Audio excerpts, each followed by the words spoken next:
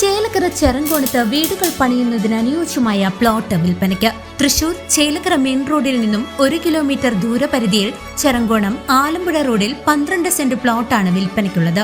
Shoranur railway സ്റ്റേഷനിൽ നിന്നും വെറും 10 കിലോമീറ്റർ ദൂരം.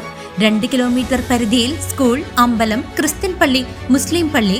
5 കിലോമീറ്റർ ദൂരത്തിൽ ജ്യോതി എഞ്ചിനീയറിംഗ് കോളേജ്, ഹോസ്പിറ്റൽ എന്നിവ അവൈലബിൾ ആണ്.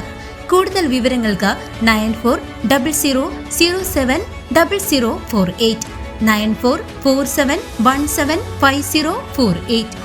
വിശ്വാസികൾക്ക് LDFനെയാണ് വിശ്വാസമെന്നും വരാനിരിക്കുന്ന നിയമസഭാ തെരഞ്ഞെടുപ്പിൽ ഇടതുപക്ഷം തന്നെ അധികാരത്തിൽ വരുമെന്നും ബിനോയ് വിശ്വം തൃശൂരിൽ പറഞ്ഞു. വിശ്വാസികൾക്ക് ഇടതുപക്ഷത്താണ് വലിയ വിശ്വാസമെന്ന് CPI സംസ്ഥാന സെക്രട്ടറി ബിനോയ് വിശ്വം തൃശൂരിൽ വാർത്താ സമ്മേളനത്തിൽ സംസാരിക്കുകയായിരുന്നു അദ്ദേഹം. തദ്ദേശ തെരഞ്ഞെടുപ്പ് ഫലങ്ങൾ ഇതിന്റെ തെളിവാണ്. ശബരിമല സ്ഥിതി ചെയ്യുന്ന വാർഡിൽ പോലും LDF വിജയിച്ചത് ജനങ്ങൾ ഇടതുപക്ഷ നിലപാടുകളെ ഉൾക്കൊള്ളുന്നതുകൊണ്ടാണെന്ന് അദ്ദേഹം പറഞ്ഞു. തൃശ്ശൂർ നിങ്ങളെല്ലാം പറഞ്ഞല്ലോ, മാനിടിഞ്ഞ് വീണു, LDF അമർന്നു പോയി. സ്ഥിതി എന്താ? 2 ലക്ഷം വോട്ട് തൃശ്ശൂരോ?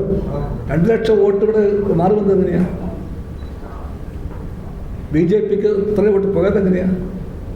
അത്രയും വോട്ട് LDF കുടിയത് എങ്ങനെയാണ്?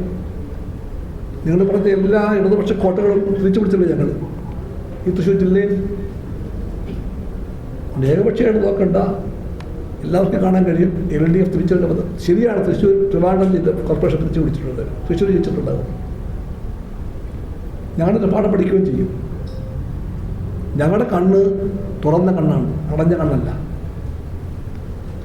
അതുകൊണ്ട് പറയാൻ കഴിയും, ജനവിധിയുടെ പാഠങ്ങൾ പഠിക്കുന്നുണ്ട്. പക്ഷെ പഠിക്കുമ്പോൾ ഞാൻ ഉറപ്പുണ്ട്, അടുത്ത ശക്തമാണ് LDFൻ്റെ, ശക്തമാണ്. ജനങ്ങൾ LDFൻ്റെ വിജയം ആഗ്രഹിക്കുന്നുണ്ട്.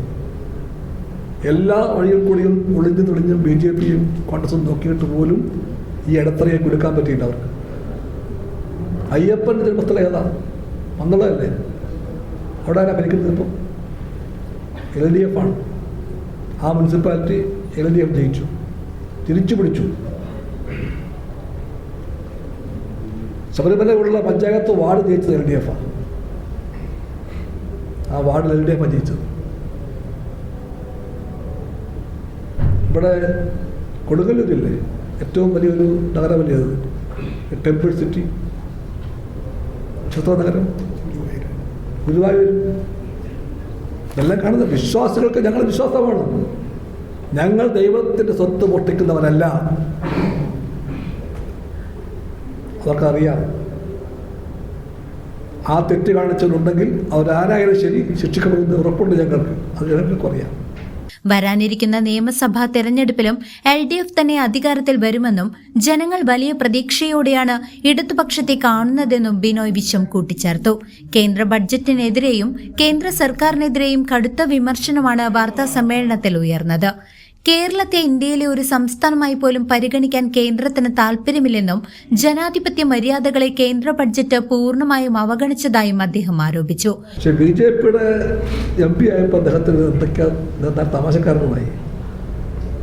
അദ്ദേഹം പറയണൊന്നും ബാക്കിയില്ല, തമാശകൾ. തമാശാ പരമ്പരയ്ക്ക് സമ്മാനമുണ്ടെങ്കിൽ നമുക്ക് സുരേഷ് ഗോപിക്ക് കൊടുക്കാം.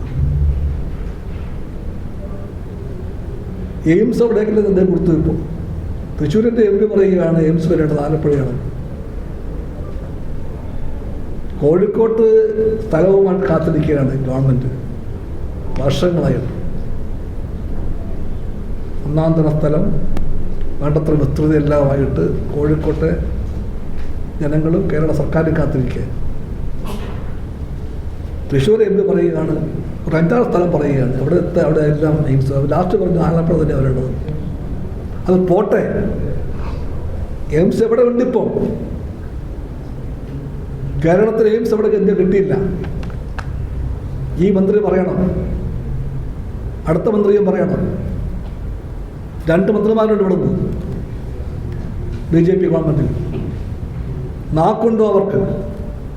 നാക്കും മൂക്കുമില്ലാത്ത, അവിടെ ഒരു വാക്ക് പോലും മിണ്ടാൻ കെൽപ്പില്ലാത്ത ആ നിസ്സഹായതയെ ഇത്തരം വാചകം വഴി കൊണ്ട് മൂടിവെക്കാൻ ശ്രമിക്കുന്ന ഇത്രയും മന്ത്രിമാരും MP മാരും എന്തിനു വേണ്ടിയാണ്? മോദി സർക്കാർ ഇന്ത്യയെ അമേരിക്കയ്ക്ക് പണയം വെച്ചിരിക്കുകയാണ്. ഇന്ത്യയുടെ കാര്യങ്ങൾ തീരുമാനിക്കുന്നത് ട്രംപാണെന്ന അവസ്ഥയാണ്. ട്രംപിന് മുന്നിൽ BJP സർക്കാർ മുട്ടിലിഴയുകയാണെന്നും അദ്ദേഹം പരിഹസിച്ചു. കേന്ദ്ര സംസ്ഥാന ബഡ്ജറ്റുകൾ പരിശോധിച്ചാൽ ജനപക്ഷത്ത് നിൽക്കുന്നത് ഏത് സർക്കാരാണെന്ന് വ്യക്തമാകുമെന്നും ബിനോയ് വിശ്വം പറഞ്ഞു. News desk CCV.